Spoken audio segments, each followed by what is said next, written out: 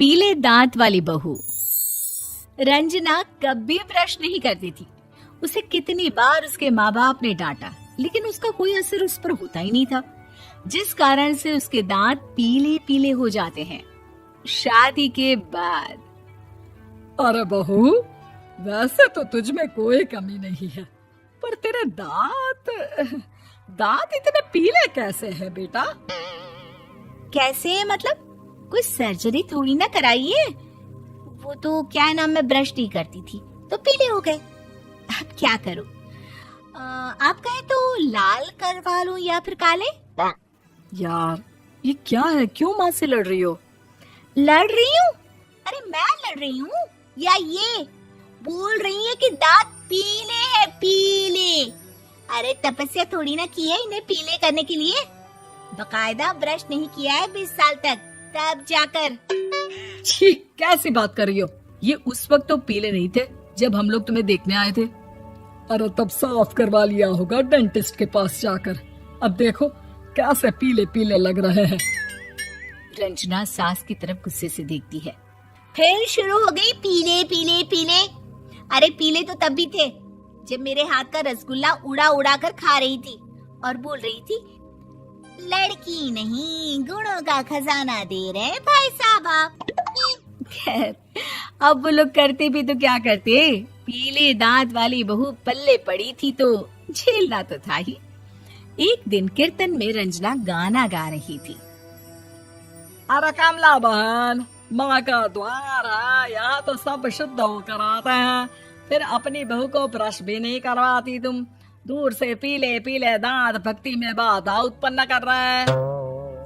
अरे कोई 2 साल के बच्चे थोड़ी ना लेकर आई हूँ मैं बहू बनाकर। अच्छी खासी लड़की है, अरे कैसे करवाऊं ब्रश? ये तो उसे खुद करना चाहिए ना। अब माँ बाप तो इसके जैसे तैसे निपटा दिए, ये नहीं सोचा कि सास कैसे संभालेगी।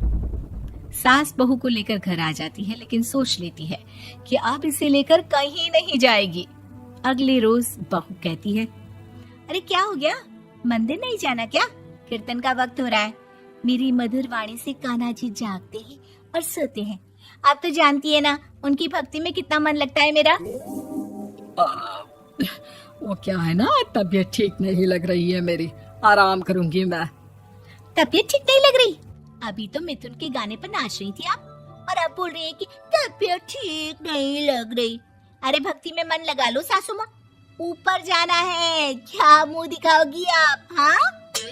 सास को बहू की बात पर गुस्सा आ जाता है। मैं क्या मुंह दिखाऊंगी, इसकी चिंता तो ना कर, समझी? अपने मुंह की चिंता कर, जो ये पीले पीले दांत लेकर हर जगह पहुंच जाती है। पता है लोग कितना मजाक बनाते हैं। ना जी ना, मैं नहीं जाना कहीं तेरे साथ। तो ये बात है। कोई ना, मत जाओ, मैं अपने कमरे में ही बैठकर भक्ति कर लूंगी। ऊपर वाला दांत थोड़ी ना देखता है, मन देखता है, भावना देखता है।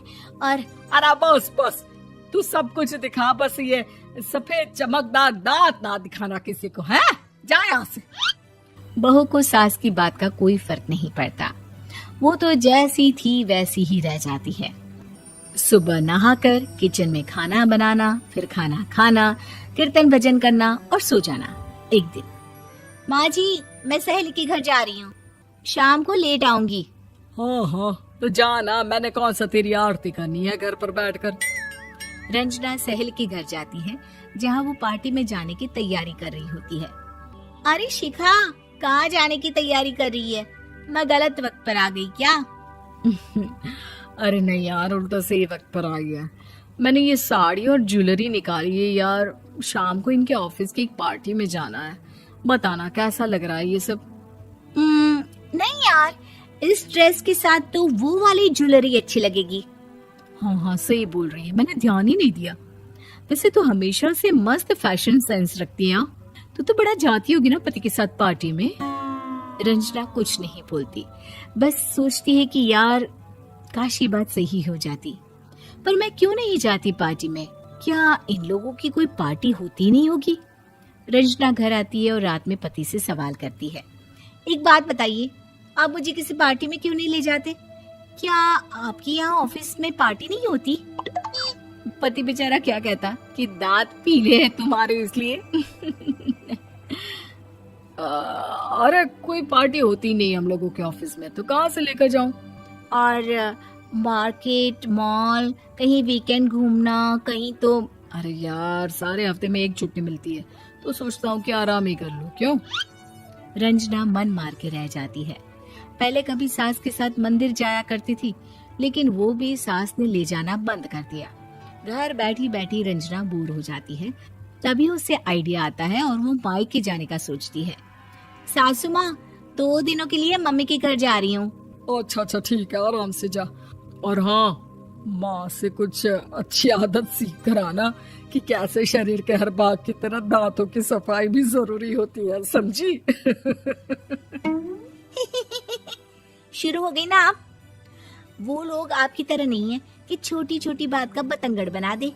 उन लोगों के लिए मैं मायने रखती हूँ, ना कि मेरे पीले पीले दांत।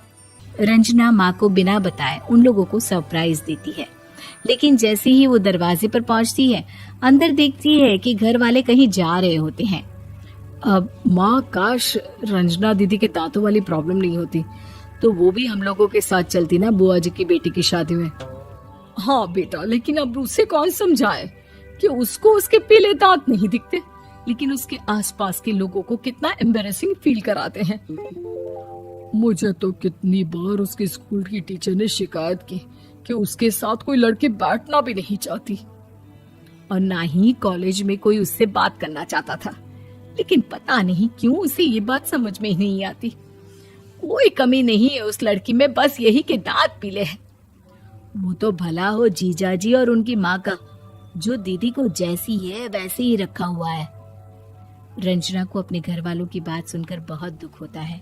वो सोचती है कि वो क्या करे, लेकिन फिर वो सीधा डेंटिस्ट के पास जाती है, अपने दांत चमकाती है और कसम खाती है कि वो रोज ब्रश करेगी। अरे क्या हो गया? तुम तो 2 दिनों के लिए गई थी ना, पर कोई ना, अच्छा है, चलो आ गई तो। रंजना सास के सामने आकर खड़ी हो जाती है और पूरी स्माइल करती है, उसके चमकदार दांतों को दिखाती हुई। चले मंदिर। माँ, मुझे माफ कर दीजिए, मैंने आप लोगों को बहुत एम्बैरेसिंग फील करवाया। मैं आज से रोज ब्रश करूंगी।